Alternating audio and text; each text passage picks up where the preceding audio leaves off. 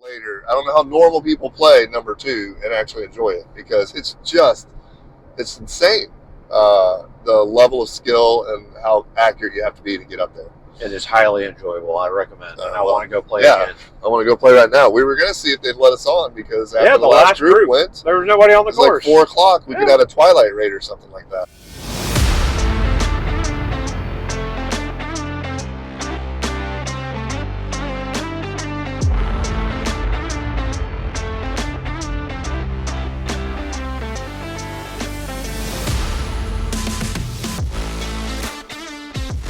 Hey guys, welcome to a special edition of the Whole Story Podcast. As you can tell, Jonathan and Robby here, we are in the car driving back from the Saturday round of the U.S. Open at Pinehurst.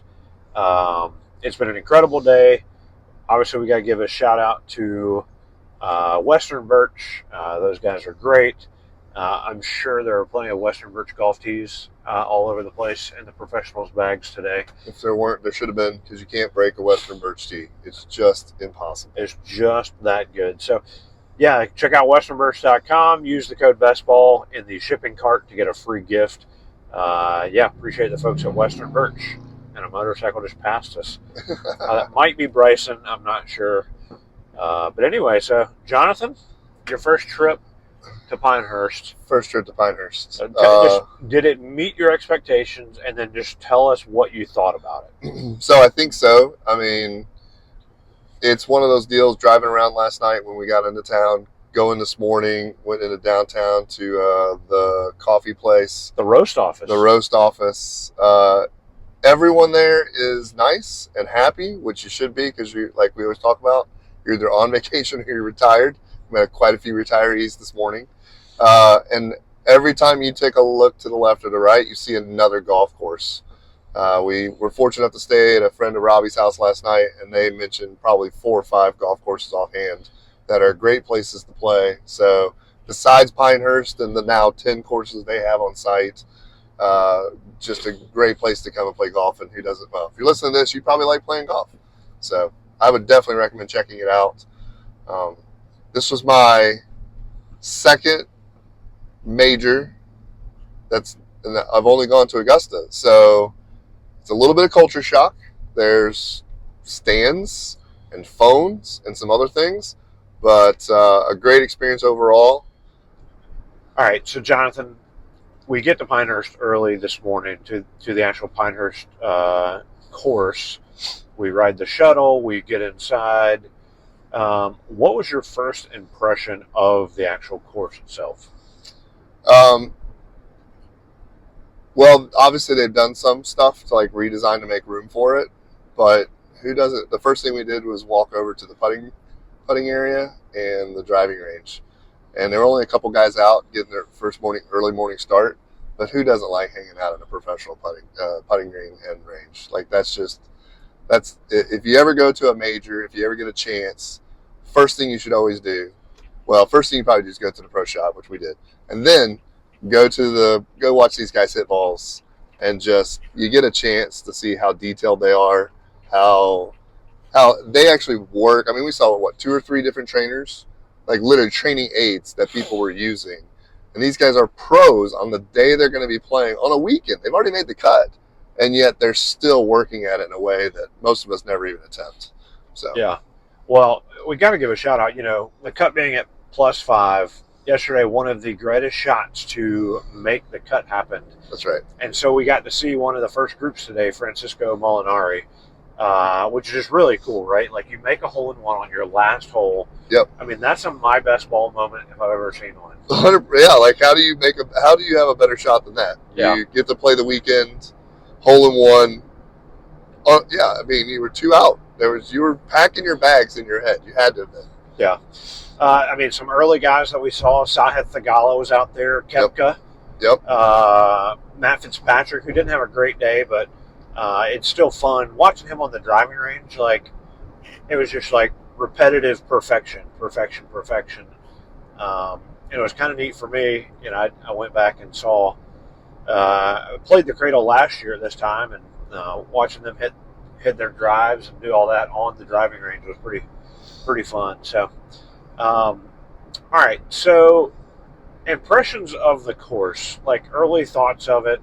Um, you know, you heard stories about the greens, and Yeah, how fast they were, how hilly, and uh, what was the term? Like you got green area, then you've got effective green area. effective green area. Yeah, Yeah, so the turtle shell cannot be overstated. The same way, if you go to Augusta, you can't underestimate the flow on an actual green. I think it was second hole. Two guys hit great shots onto the green. Both of them end up behind, next to the TV stand, and both of them struggled to get it back onto the green. I think both guys dropped a shot there. And again, these are professional golfers hitting what should be normal shots. The one guy used his wedge, hit it into the part of the green where you'd expect it to release and roll up, and instead it rolled up probably a foot or two and then stopped and then fell right back to his feet. So, that's the kind of thing that, which we're going to talk about later. I don't know how normal people play number two and actually enjoy it, because it's insane, the level of skill and how accurate you have to be to get up there. it is highly enjoyable. I recommend. I want to go play yeah, again. I want to go play right now. We were going to see if they'd let us on, because after Yeah, the last group went, there was nobody on the it was course. like 4 o'clock. We could have a twilight raid or something like that. Yeah, we'll work on that for next time. All right, so just a couple thoughts, kind of not specifically golf related, because we'll get into that, but we got to see our friend Matt Gibson, who was a guest on the Whole Story podcast. Matt, it was awesome to meet you in person.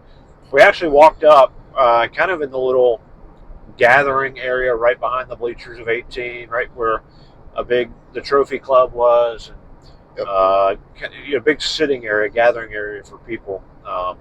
And we see him and his intern filming, I'm guessing what's coming out on Sunday. Hopefully tomorrow. For their social media. They had an old phone they actually plug in, and had people pretending or either calling their dad and telling them Happy Father's Day. Yeah, leaving a voicemail for their dad. Yeah, leaving a voicemail for their dad. So really cool. But, besides that, Matt Gibson's awesome, very creative. Pinehurst has incredible talent. He is one of them. So it was good to see him. Did not get to run into Alex Podlegar. Nope. Another great Pinehurst guy that we've been fortunate to meet. But, yeah, so it's good to see Matt Gibson. Yep. Also got to run into Jeff Marsh. Tried to get his attention at the second time we saw him, because apparently professional photographers just use their cell phones, but along with the 6 other cameras I think he had on him at the time. But got to run on him to back on one of the first couple holes. And Jeff, if you're listening to this, we'll get you our addresses for the books that we bought. So pretty excited about that. If you don't know, Jeff has put out a book. We'll make sure to tag that and give an opportunity for everybody to buy one too. Yeah, go get it. Golf is art. Yeah. His pictures all over the place that he travels. So it was good to see him and meet Matt Hahn, Yep. another incredible golf photographer that we follow and really like his work. It's fun meeting these talented people. It's fun to go watch golf, but it's fun to see your friends while you're out there. That's right. So a lot of fun. A couple other things that it just stood out, and shout out to American Express, one of the big sponsors. They're not a sponsor of Best Ball yet. Not yet. But they had a sponsorship deal where you show your American Express card, you get a water bottle. And Jonathan, it was hot today. Collapsible water bottle. I'm pretty sure we filled it up 5 or 6 times. Yep. Which is, Robby kept mentioning, every time you fill it up, you're saving $5. At least $5. And they had an electrolyte. Liquid IV. Liquid IV. Little tip: if you have mint, you're supposed to smash it apparently, and that releases the aroma.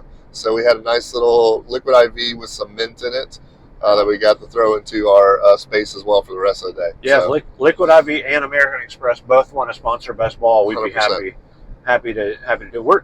My family, we're already big Liquid IV fans because our kids with track and sports and stuff. Yep. And me just needing to drink more water anyway. So it's a great boost. But yeah, so the water bottle was huge. So we got to refill that a ton of times because it was hot. It was warm outside. Shout out to the golfers that were out there playing, but the caddies that are carrying these heavy bags. And then I guess shout out to all the people that tried to drink way too much Oh my gosh. in the heat. That we saw some stumbling. We saw one bad one last night. Yeah. I hope that guy's okay. But yeah, don't do that. No. Go watch golf, have fun, maybe enjoy a beverage or two, but that's it. So, be an adult. also, a shout out to the Trophy Club. I mentioned that earlier, Jonathan. Yeah. It was So, awesome. I mean, it's like flying economy versus premium economy. It's just a little bit nicer. Had a couple different food options. I'm always a fan of figuring out what the price difference is between like the lowest of it all and the next. The hero of the day was the air conditioning. We went inside twice, went to lunch. They had TVs all over the place, and just again, you're hanging out outside with a whole bunch of people that love golf, and then you go inside, and it's the exact same. It was like a sports bar area where everyone's cheering. The oohs and the ahs of a missed putt were right there. And if you've never been to a major or a tournament, the hardest part about it is that you're not watching all the action. You don't know what's going on. So a little break inside the Trophy Club was nice to be able to catch up on all the action that was going around the course. Yep. So just note, we did not eat lunch twice. No. We just went inside and enjoyed the air conditioning the second time. So Snacks. anyway, shout out to the Trophy Club. It was a lot of fun. So. Hey golf friends, this is Robby from BestBall. Are you looking for the ultimate Myrtle Beach golf experience? Well, it's only a click away. Check out the 2-play special at 2 of America's most awarded public golf courses and 2 of my personal favorites. Caledonia Golf and Fish Club and True Blue Golf Club are low country masterpieces featuring 2 iconic Mike Strantz designs. Play these 2 incredible courses for one great price. Visit truebluegolf.com to learn more about the 2-play special and book your tee time today. That's truebluegolf.com. All right, well, let's roll into the quick 9. I don't know what order we'll do this in, but we'll each answer these things because it'd be fun to see. But who was your favorite player to watch in person today? I was finally able to be within proximity of my spirit animal, Tommy Fleetwood. I've got some work to do on how my hair flips underneath my hat. I think Robbie's got a picture of me and his hair in the same shot. So always good to get a chance to see something like that in person. Yeah. I would say, I'll go with Ludwig Oberg as the favorite. I love his golf swing. I think if I could copy somebody's swing overall, I think I would do that. So. And you like saying his name. What's that? And you like saying his name. Gotta like saying Oberg. Yeah. So, and it just seems like a nice guy. He actually missed some fairways today. He's been automatic until today and dropped. Had one bad hole really today. But anyway. All right. Next question. If you could have played with somebody today, who'd you have played with? So that's tough because the hard part is that playing in a tournament like this is probably not the same as if you just went out and played a round of golf. I'd really like to just play with Scotty Scheffler. He seems like a nice enough guy. I'm sure lots of people would. But if I had to pick one person to play with today, it'd probably be Rory. Why is that? He just had such a good round, and I think it'd be fun. I think he'd be a fun guy to try to compete with. He'd smoke me in every part of the golf game, but I'd like to think that he wouldn't be too frustrated and it would be kind. Yeah. Yeah. All right. I'm going to go with Scotty. I think I really like Scotty Scheffler. I like Ted Scott, his caddy. You're his lookalike. Huh? You're his. No, that's Greller. Greller. You're right. Sorry. Yeah, but I think Scotty just needed another buddy out there, somebody to maybe crack a joke or just chat, and yeah, we'd have some fun. Yep. And he might play. He might not miss as many putts. So anyway, all right. Third question: who would you want to caddy for today, or any time that was out there that you saw? Bryson. Okay. 100%. One, to be able to be. This was the first time I've ever seen him play in person. I don't think I've ever had a chance to see him hit the ball, and it was astounding. There were a couple shots that were he just hits the ball differently. The big reason I think I'd like to caddy for him is that I think it would be challenging mentally as the caddy, because his expectations and the way that he thinks through the game are just different enough that you'd have to be completely on your P's and Q's to make sure that you could keep up with him. So I think that'd be a good time. Yeah, that'd be fun, and really, you probably could get away with less clubs because he hits it really far. Right. And who knows? I should have thought about this question. We mentioned Greller. I'll go with Jordan Spieth. I'll swap with Greller for a day. I think it'd be fun to have a little banter back and forth with Jordan and see how that goes. So I'll go with that. Right. All right, what was your favorite hole today? I think it's number 3, par 4, 316 yards, and the PGA got exactly what they were hoping for, which was a bunch of guys trying to hit a driver onto a little spot that doesn't hold a ball and see how aggressive they would be. Most of us that are out there playing, we would love to hit a ball 300 yards, period. We would never think of how to carry a ball 316 yards with shape shot. And that's what we got to see today. And we hung around that hole probably for 3 or 4 groups at least. We saw at least 3 or 4 groups go through that from both the tee box as well as the green. And it was just fantastic to watch. Yeah. I was going to say, number 10 maybe. I like that one, par 5, because we saw some guys bomb it for their second shot. But I'm going to go with number 3 as well. Watching these guys get up there, and the wind was into you. Yep. And so I think we saw that probably about a 320, even though it was playing 316. And we got to give a shout out to David Puig, young guy from Spain. Yeah. He flew the green, and he's down on the dirt cart path. Yeah, where all the volunteers and everyone else all drove the volunteers through. And all the utility carts and everything have been driving all day and all week. And he pulls out and hits a flop shot up the slope, lands it on the green. I think he ends up 2-putting, but to save par from where he was, incredible. It was ridiculous. All right. Your favorite question, favorite snack, favorite thing you ate today? Favorite snack? It's got to be liquid IV. It was so hot that your favorite snack today had to have been water and something in it to make you feel better. There you go. I had some kind of kettle corn. I thought it was pretty good. It's pretty good. All right.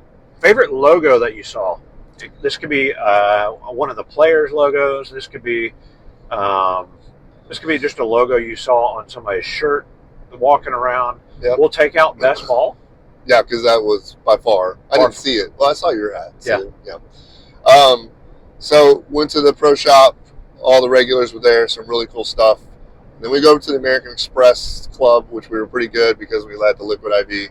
They had one of the best hats I've ever seen, except for the fact that said American Express on the back of the hat. If it didn't have that, I would absolutely come home with 2 hats instead of 1.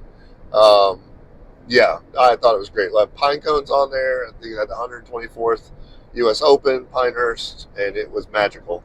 And then it had the logo. It was a free hat. I could understand why it had American Express on the back, but it wasn't.